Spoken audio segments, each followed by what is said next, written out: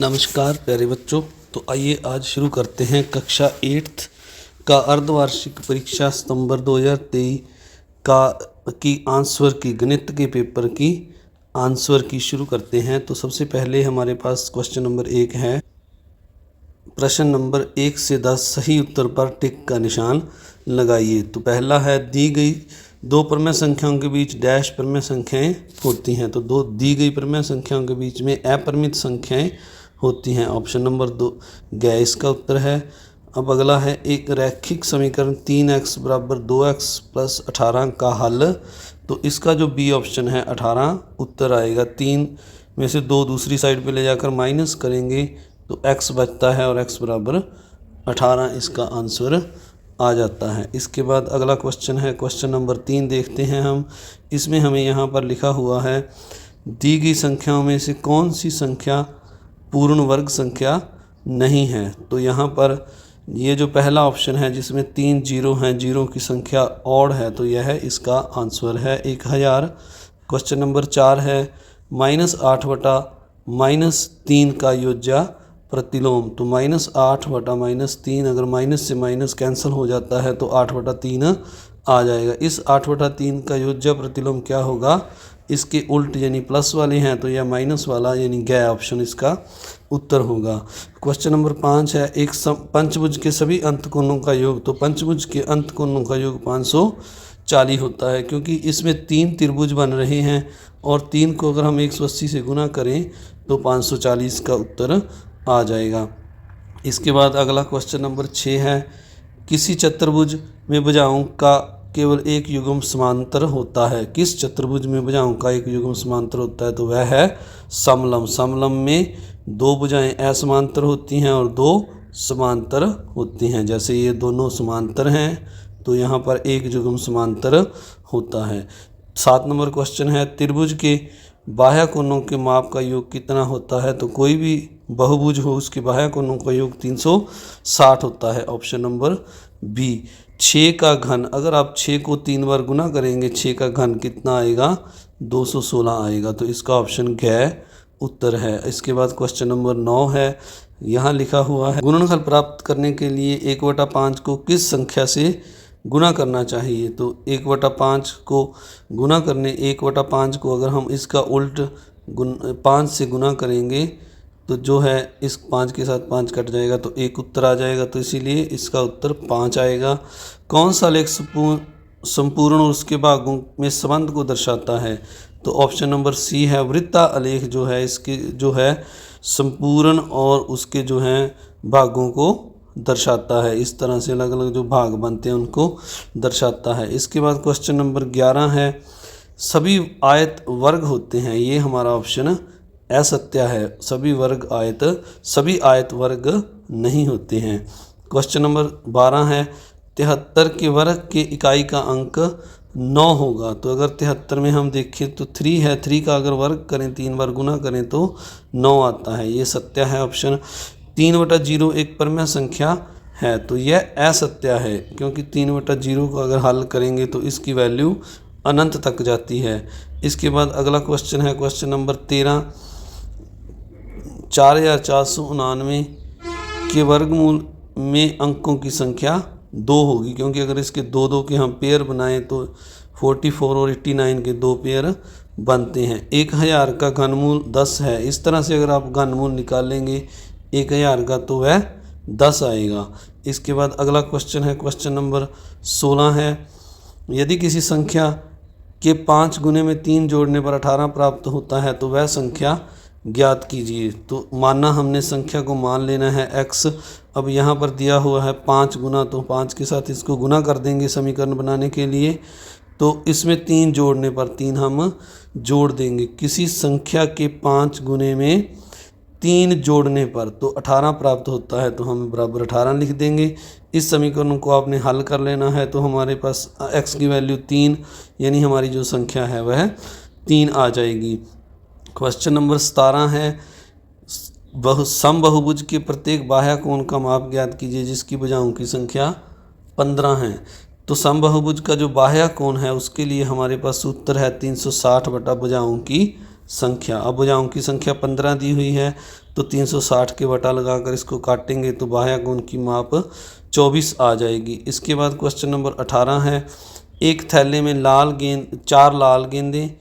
चार लाल गेंदें 2 पीली गेंदें, थैले के अंदर एक गेंद निकाली जाती है, लाल गेंद की पर्याप्तता क्या होगी। तो हमारे पास लाल 4 हैं, पीली 2 हैं और कुल 6 गेंद हो गई।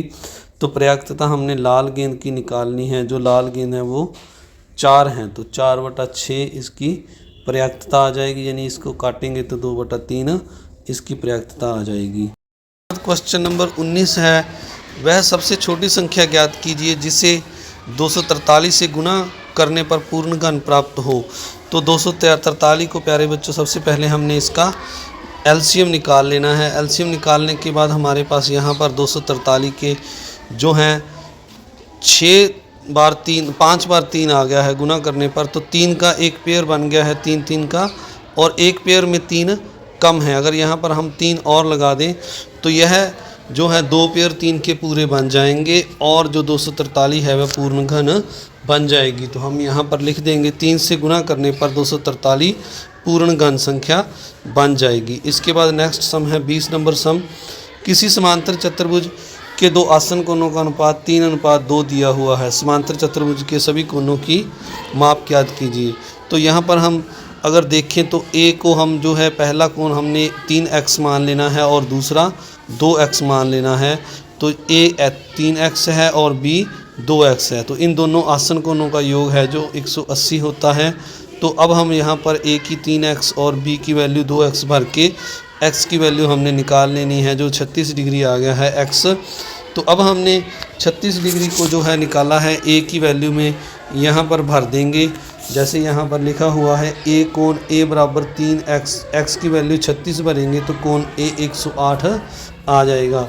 a और c जो है अपोजिट एंगल है, असमुख कोण है, तो ये दोनों बराबर हैं, तो a c के बराबर आ जाएगा, तो यानी c कोण भी 108 का आ जाएगा।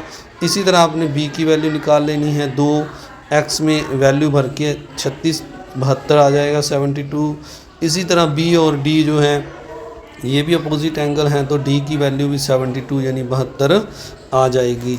इसके बाद क्वेश्चन नंबर 21 है, हल कीजिए। तो यहाँ पर हमें एक समीकरण दी हुई है, 3a ब्रैकेट में -3 5 2a प्लस 1 ब्रैकेट में, तो इसको हम खोल लेंगे। पहले 3 को 1 के साथ गुना करेंगे 3a, फिर 3 को 3 के साथ गुना करेंगे 3 9, 5 को 2 के साथ गुना करेंगे 5 दूनी 10, फिर 1 के साथ 5 एकम 5। तो इस समीकरण को अब हमने हल कर लेना है, 10 को लेफ़्ट हैंड साइड ले जाएंगे और 9 को राइट हैंड साइड ले जाएंगे। तो इस तरह a की वैल्यू जो हमारे पास है इस समीकरण को हल करने के बाद 2 आ जाती है। इसके बाद अगला सम है सम नंबर 21 के बाद सम नंबर 22 है। यहाँ पर लिखा हुआ है 1/2 के 3 यहाँ में है, ये इसी का सम है जो हमने अभी पीछे सम किया है, इसी का जो है 21 का ऑप्शनल है, आप इन दोनों में से कोई कर सकते हैं। तो यहाँ पर लिखा हुआ है 1/3 2 के 3 गुंजों का प्रयोग करके नीचे दी गई पजल को हल करो। तो दी गई पजल को हल करते समय निम्न नियमों का ध्यान रखना है। पजल में बने खानों को 3 संख्याओं से इस प्रकार भरना है कि खड़ी पंक्ति या लेटी पंक्ति किसी भी स्थिति में एक संख्या द्वारा ना आए। तो हमने इनमें ऐसे संख्याएं भरनी हैं कि कोई भी संख्या द्वारा रिपीट ना हो खड़ी और लेटी पंक्ति में। जो संख्या खानों में ऊपर कोनों में लिखी हैं वे टारगेट संख्या है जिसे उसी के साथ लिखी हुई संक्रिया का प्रयोग करके प्राप्त करना है। तो संक्रिया जैसे 3/2 प्राप्त हमने करना है प्लस करके। तो मोटी रेखाओं से घिरे खाने टारगेट संख्याओं के घर हैं, जिसमें आपने हर खाने में संख्या इस प्रकार भरनी है कि वहां दी गई संक्रिया का प्रयोग करने के बाद आपको टारगेट संख्या प्राप्त हो। तो आगे लिखा हुआ है, जैसे पहले लेटी पंक्ति के पहले घर में टारगेट संख्या 5/2 है, तो आपको आपके द्वारा चुनी गई तीनों संख्याओं में से दी गई संख्याओं के जोड़ दी गई संक्रिया से प्राप्त होगी। तो आइए इस सम को हम समझते हैं इसमें हमने कैसे करना है। तो यहाँ पर जैसे 5/2 लिखा हुआ है, तो हमने इन 2 कॉलम में 2 संख्याएं लिखनी है जिनका जोड़ 5/2 हो, पर हमने ये ध्यान रखना है कि जैसे यहाँ तक 3 खाने हो गए तो तीनों में वो संख्या द्वारा रिपीट ना हो। तो यानी जैसे यहाँ पर मैं आपको बताता हूँ करके, तो ये देखिए पहले हमने यहाँ पर 1/2 के गुणज लिख लिए हैं, यानी 1/2 का टेबल लिख लिया है। 1/2, 2/2, 3/2, 4/2, 5/2, इस तरह से हमने लिख लेना है। अब यहाँ पर 5/2 बनाना है, तो मैंने यहाँ पर दो संख्याएँ 2/2 और 3/2, इन्हीं में से 2/2 और 3/2 ली है, जिनका जोड़ 5/2 हो जाता है। इसी तरह इस खाने में, इस बॉक्स में मैंने दो संख्याएँ लिखनी है जिनका जोड़ 2 हो, तो इसके लिए 3/2 और 1/2 मैंने यहीं से 1/2 और 3/2 ये वाली संख्या ले ली है। इस तरह अब 3 का जो सम करना है, इसके लिए यहाँ से मैंने 1/2, 2/2 और 3/2 इन जो 3 खाने हैं इनमें लिखनी है। इस तरह आपने यहाँ पर 1/2, 2/2, 3/2 लिख देना है। और जोड़ अगर देखें तो इनका 6/2 हो जाएगा और इसको काटेंगे तो 3 आ जाएगा। इस तरह लास्ट जो ये वाले बॉक्स दिया हुआ है, यहाँ पर हमने दो संख्याएं लिखनी है जिनका जोड़ 3/2 हो। तो 3/2 के लिए आपने यहाँ पर इनको मैंने 1/2 और 2/2 लिख लिया है, जोड़ेंगे तो ये 3/2 आ जाएगा। इस तरह से आपने इसको पूरा करना है। पूरा करने के बाद आपने एक चीज़ जो ध्यान रखनी है वो ये हमें क्वेश्चन में कही गई है कि जैसे यहाँ पर इस तरह से हम अगर इस 3 बॉक्सों में देखें तो इनमें कोई भी संख्या सेम नहीं आनी चाहिए। इस तरह यहाँ पर देखें तो इनमें भी कोई भी संख्या सेम नहीं। इस तरह दूसरी पंक्ति में या कॉलम में आप देखें तो इनमें भी कोई भी संख्या समान नहीं होगी। इस तरह लास्ट वाले में भी कोई भी संख्या समान नहीं है। इसके बाद अगला जो नेक्स्ट क्वेश्चन है हम इसको देखते हैं। यहाँ पर ये इंग्लिश वर्जन है इसका क्वेश्चन का। तो अब आगे जो हमारे पास है, एक माली के पास 1000 पौधे हैं, क्वेश्चन नंबर 22। इन पौधों को वह इस प्रकार लगाना चाहता है कि पंक्ति और कॉलम की संख्या समान रहे।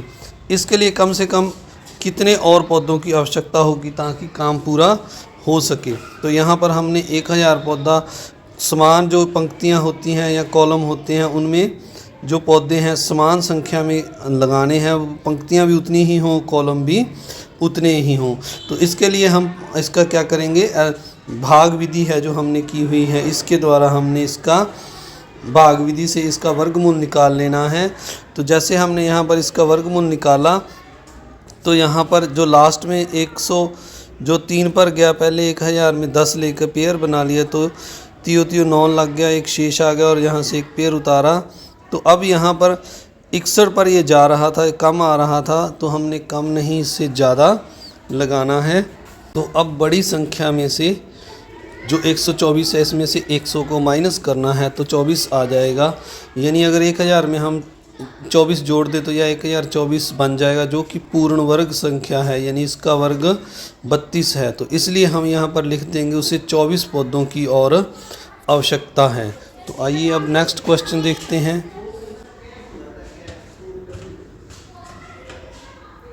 निम्नलिखित सूचना को दर्शाने वाले एक पाई चार्ट खींचिए। तो यहाँ पर हमने इसका पाई चार्ट बनाना है।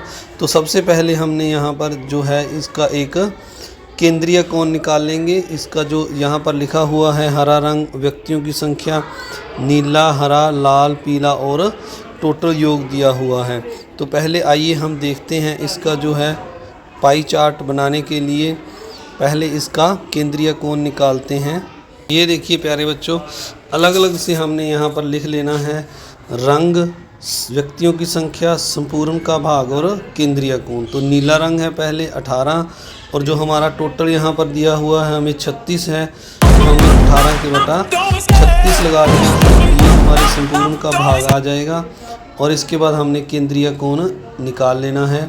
तो इसके लिए हमने सबसे पहले यहाँ पर 18/36 लिखना है, इसको काट कर 1/2 आ जाएगा और फिर 1/2 को हम 3 को 60 के साथ गुना कर देंगे तो यह हमारा केंद्रीय कोण नीले रंग के लिए 180 का आ जाएगा। इस तरह आपने हरे का निकालना है, 9/टोटल 36 है, इसको काटना है और 1/4 को हमने 360 से गुना कर देनी है तो यह 90 डिग्री का कोण आ जाएगा। इस तरह आपने बारी बारी से जो हैं ये चारों कोण निकाल लिए हैं, आपकी स्क्रीन पर हैं चारों।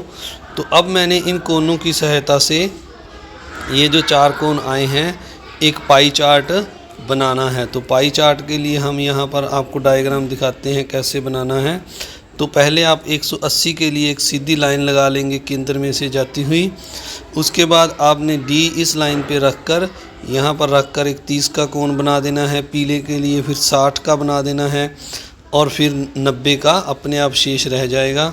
तो इस तरह से आपने यह पाई चार्ट बनाना है। आप सभी का इस वीडियो को देखने के लिए बहुत बहुत धन्यवाद। अगर आप चैनल पर नए हैं तो चैनल को सब्सक्राइब ज़रूर कीजिए, वीडियो को लाइक कीजिए और अपने दोस्तों मित्रों में शेयर कीजिए। Thank you very much.